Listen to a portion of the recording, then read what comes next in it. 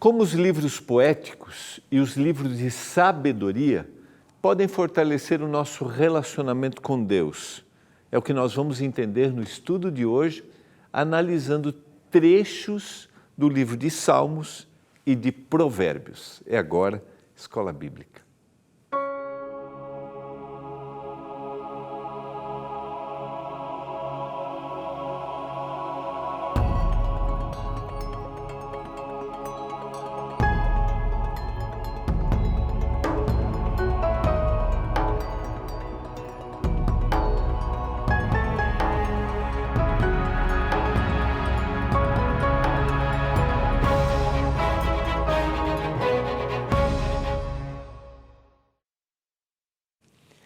Olá, tudo bem com você? Estamos juntos, começando mais um programa Escola Bíblica aqui pela TV Novo Tempo, o canal da Esperança.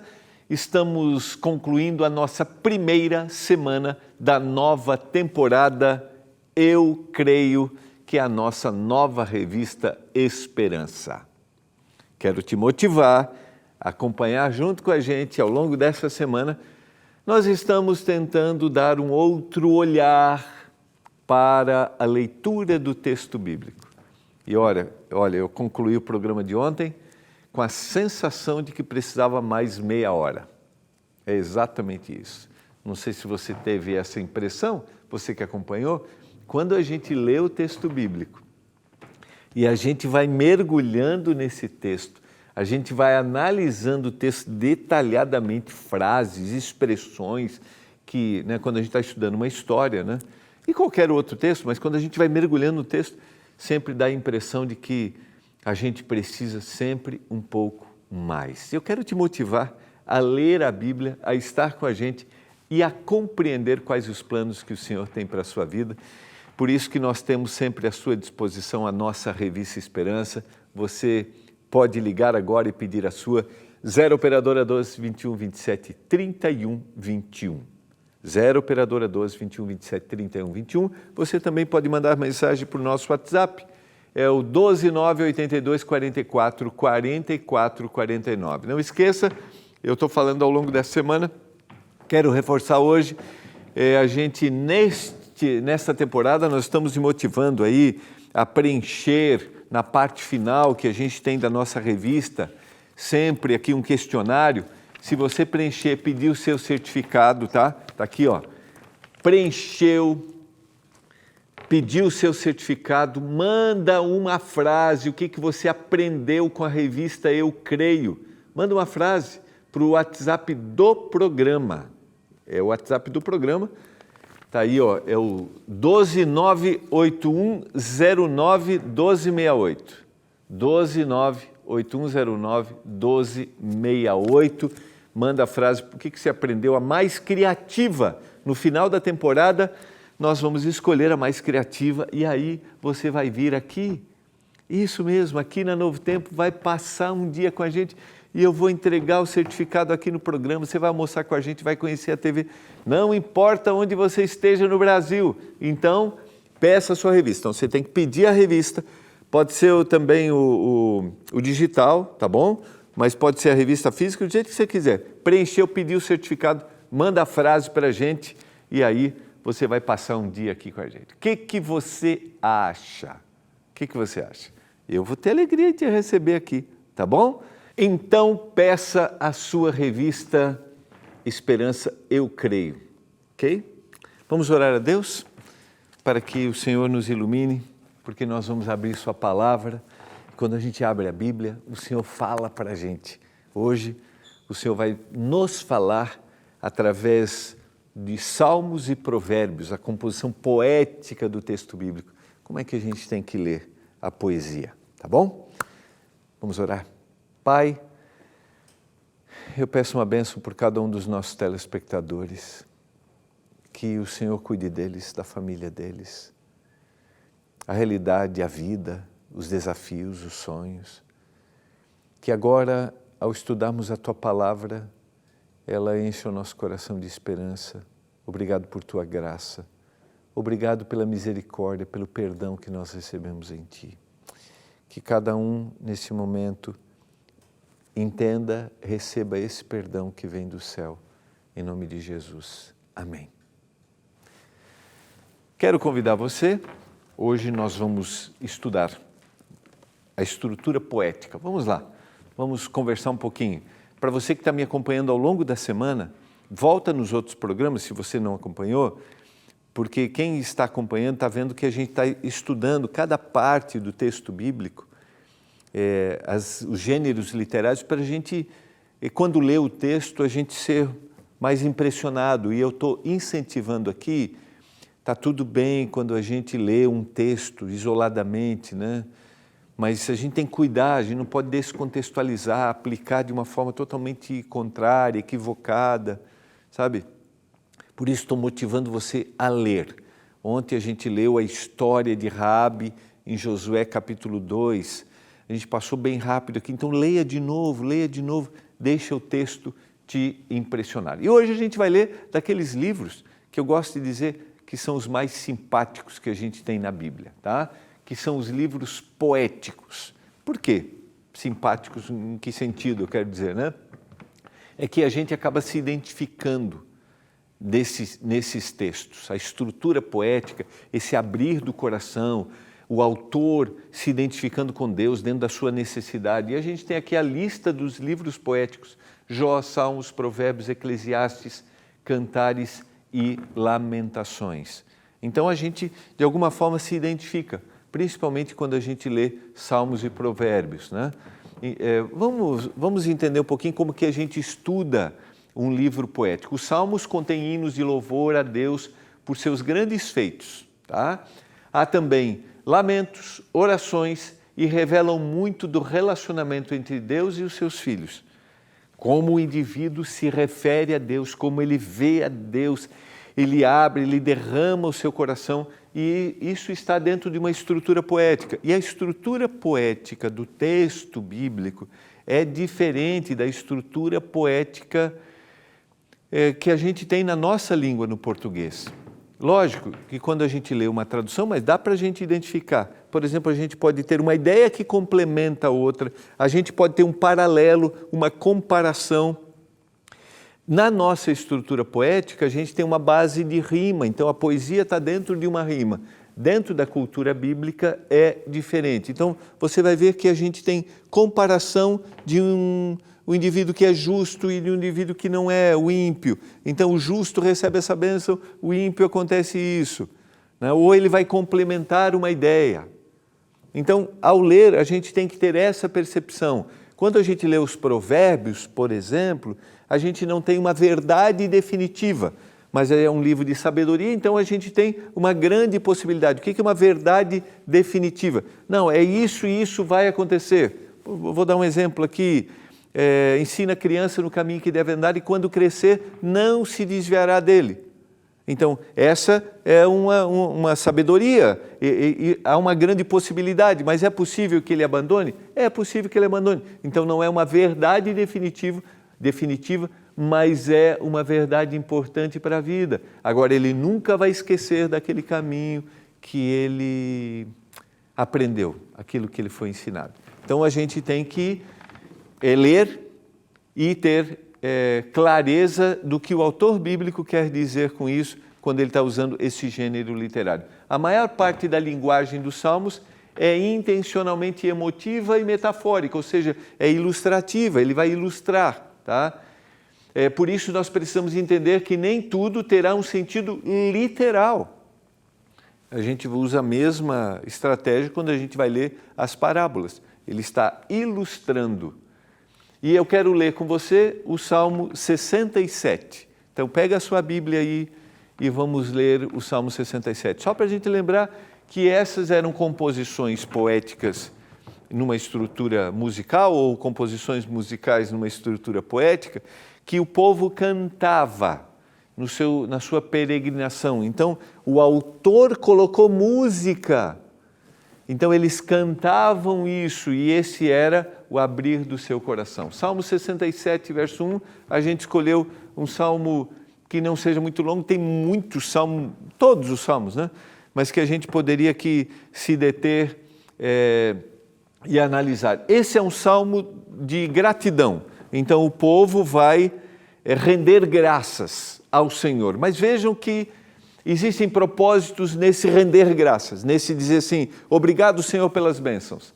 Seja Deus gracioso para conosco e nos abençoe e faça resplandecer o seu rosto sobre nós.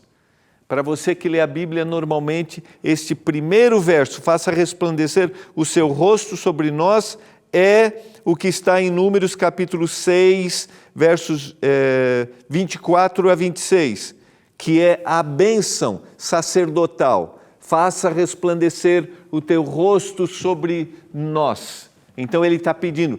E agora, por que ele quer receber a bênção do Senhor e que o Senhor faça resplandecer o seu rosto sobre eles? Para que se conheça na terra o teu caminho e em todas as nações a tua salvação. Vejam que dá para entender a estrutura poética. Ele faz um pedido no verso 1, faça resplandecer o seu rosto, nos abençoe e faça resplandecer o seu rosto sobre nós. E agora a ideia é complementar. Para que se conheça na terra o teu caminho e em todas as nações a tua salvação. Desses dois primeiros versos, no verso 1, fazendo um pedido, e no verso 2, complementando por que ele está pedindo, a gente já poderia tirar uma lição. Vou aplicar agora.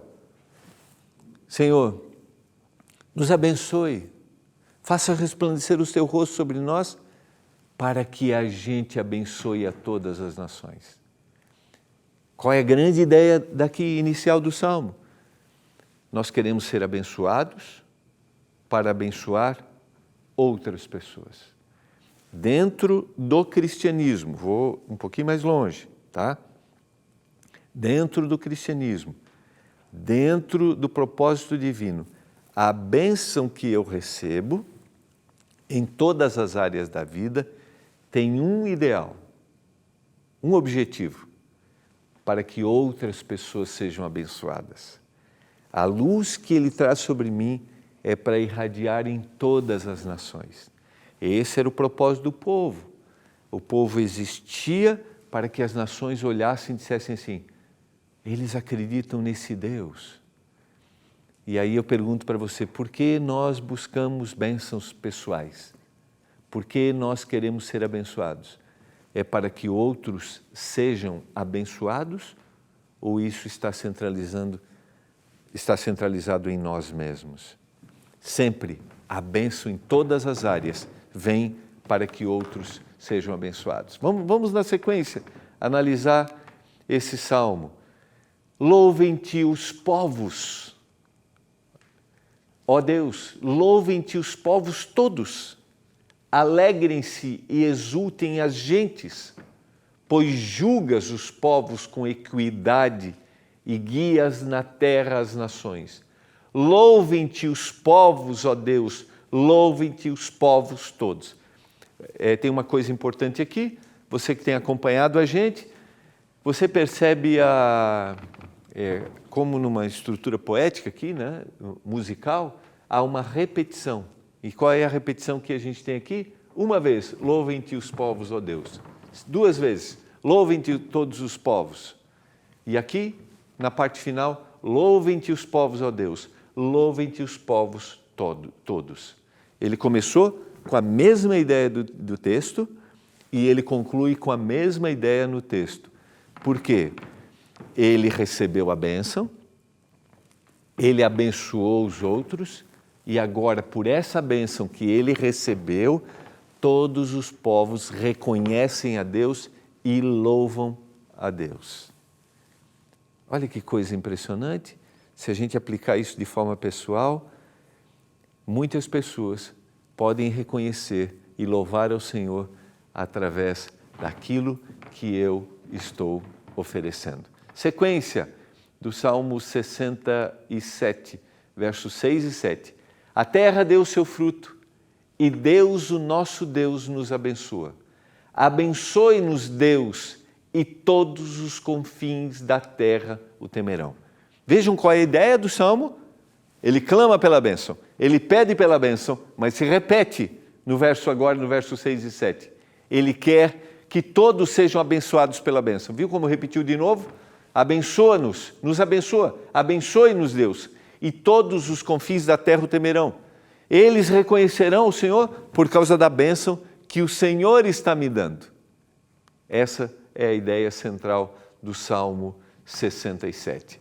E aqui, eu já adiantei um pouco, como esse texto pode ser aplicado na minha vida.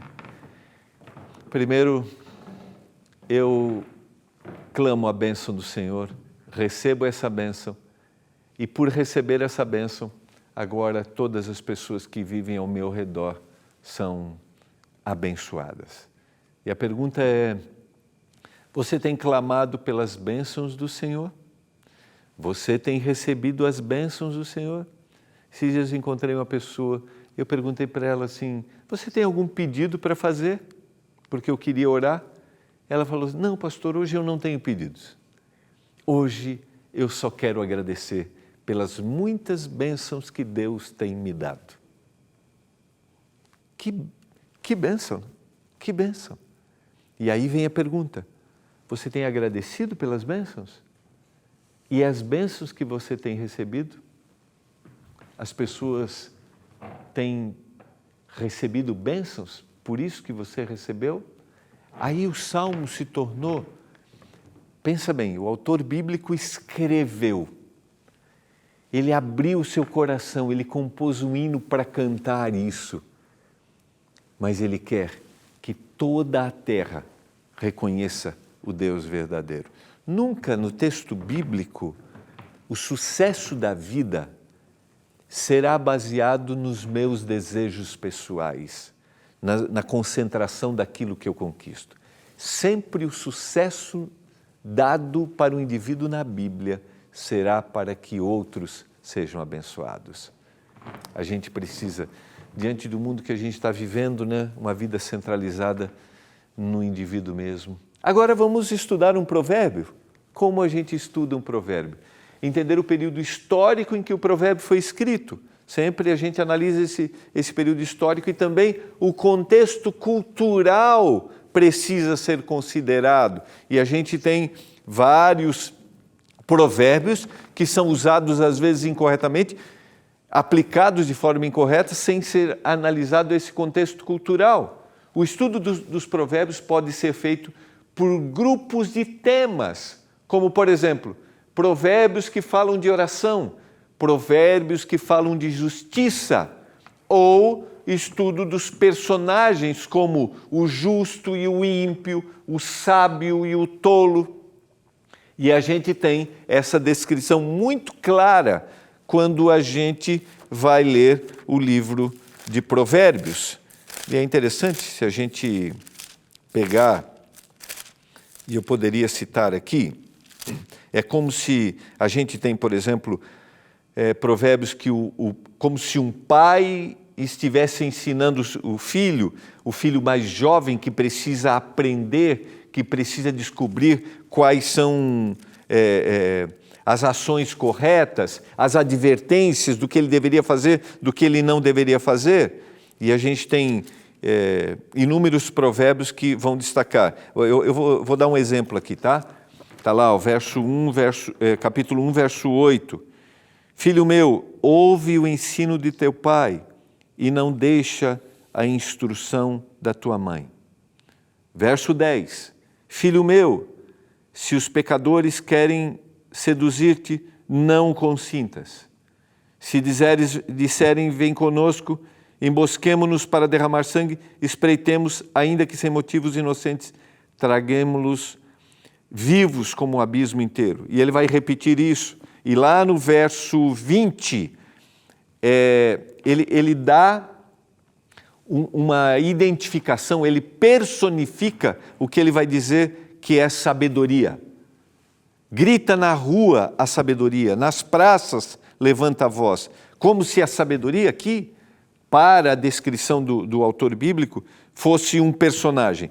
No capítulo 2 ele volta, filho meu, se aceitares as minhas palavras.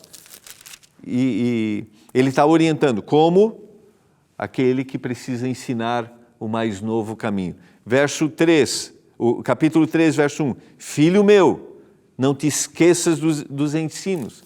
Então, quando eu leio e eu vou tendo a identificação, capítulo 4, verso 1. Ouvi, filhos, a instrução do Pai. Então, quando eu tenho essa identificação, o texto começa a fazer sentido para mim. Seria muito legal se a gente lesse cada um desses versos e a gente pudesse ir aplicando. Eu quero ler aqui, quero citar para vocês, né? O que está em Provérbios capítulo 4, versos 14 a 19. Aqui ele vai fazer um paralelismo, ou seja, ele vai comparar. É o contraste entre o justo e o perverso. De forma simples, aquele que faz a vontade do Senhor e aquele que rejeita a vontade do Senhor. Então lembra, dentro de uma estrutura poética, um livro poético, a gente tem ideias complementares ou ideias que se comparam. Aqui ele vai comparar o justo e o perverso. Vamos lá, vamos ler juntos, fazemos esse exercício. Não entres na vereda dos perversos, nem sigas pelo caminho dos maus. Evita-o, não passes por ele, desvia-te dele e passa de largo. Lembra como começou o início do capítulo 4? Ouvi, filhos, a instrução do Pai. E ele vai dizer, adquire a sabedoria. E aí lá no verso 14, ele vai dizer, não entres na vereda dos perversos. E aí ele amplia a ideia, nem sigas pelo caminho dos maus. Evita-o, passa por ele, desvia-te. Verso 16 e 17. Pois não dormem se não fizerem mal, e foge deles o sono, se não fizerem tropeçar alguém, porque comem o pão da impiedade e bebem o vinho das violências. Vejam que ele usa ilustrações, usa a ideia, eles comem o pão da impiedade. Ele está usando uma expressão que é ilustrativa, né? É uma metáfora. Comer o pão da impiedade. Não estão preocupados com aqueles que passam por necessidade. E ele usa uma outra expressão, eles comem e bebem. E eles bebem o vinho da violência. Expressão de metáfora, ilustrativa, para dizer o que fazem aqueles que não fazem, aqueles que rejeitam a vontade do Senhor. 18 e 19. Olha a comparação. Então, aqueles que não fazem a vontade do Senhor, fazem isso. Comem o pão da impiedade, bebem o vinho das violências. Mas como é agora? O mas está colocando uma condição aqui. Mas como é a vereda dos justos? Ela é como a luz da aurora. Lá ele descreveu o caminho dos ímpios, daquele que não faz a vontade do Senhor. E agora ele está descrevendo aqui como é o caminho do justo, daquele que faz a vontade do Senhor. É como a luz da aurora, que vai brilhando mais e mais até dia ser perfeito. Usou a ilustração, o sol que vai nascendo, vai nascendo, vai nascendo. Eu não sei se você... Então, quando a gente lê o texto, é interessante a gente pensar na ilustração que ele está usando. Não sei se você já viu o nascer do sol, ou já parou para observar o nascer do sol. Então pense na ilustração que ele está dando, lembrando desse texto. Abra sua Bíblia ali. Essa é a luz, a vereda, o caminho do justo, como a luz da aurora, que vai brilhando, brilhando, brilhando, até o sol chegar, iluminar toda a terra. Olha a sequência para a gente. O caminho dos perversos é como a escuridão. Eles nem sabem eles em que tropeçam. Comparou. E aí vem a pergunta: como esse texto pode ser aplicado na minha vida? Por exemplo, vamos pegar esse texto e vamos conversar com ele com os nossos filhos. Vamos conversar com eles sobre por que é importante viver ao lado de Deus. Por que existe esse contraste daqueles que fazem a vontade do Senhor e daqueles que rejeitam a vontade do Senhor.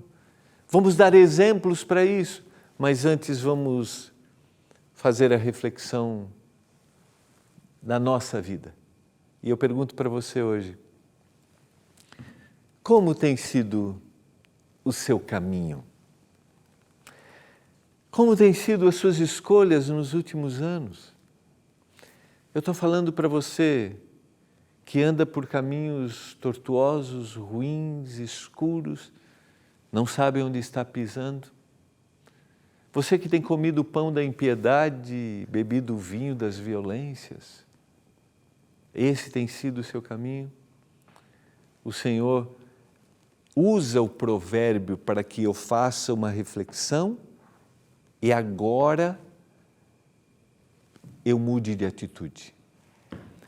O Senhor usa o provérbio para que eu me dê conta da escolha que eu fiz ou do que eu estou fazendo, mas agora mude de direção. Mas a vereda dos justos é como a luz da aurora, que vai brilhando mais e mais até o dia ser perfeito. É um processo gradativo. Os provérbios são usados para nós pensarmos onde estamos, como estamos vivendo e como devemos mudar a atitude. Mudar a atitude e irmos para o Senhor Jesus.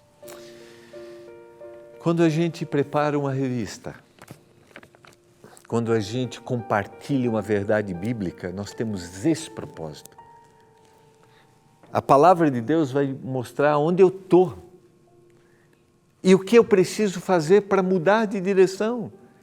E o Senhor está aqui pronto para me receber. Eu quero te motivar.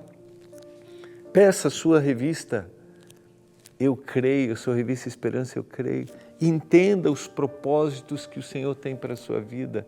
Ligue agora, 0 operadora 12 21 27 31 21. O que nós queremos é que o seu caminho seja como a luz do sol que vai nascer. Vai brilhando, brilhando, brilhando, até o dia ser perfeito. Você deseja isso? Não existe caminho, não existe escuridão que você esteja, caminho errado que você escolheu, que não possa ser transformado, mudado pelo poder do Senhor Jesus. Eu quero orar por isso nesse momento. Pai do céu, obrigado pela Tua palavra. São histórias, são poesias, composições musicais que querem nos fazer refletir sobre o que o Senhor pode fazer na nossa vida. Que a gente faça isso, que a gente reflita, que a gente seja bênção, que a gente tenha uma vida abençoada. Eu suplico, em nome e por amor de Jesus. Amém.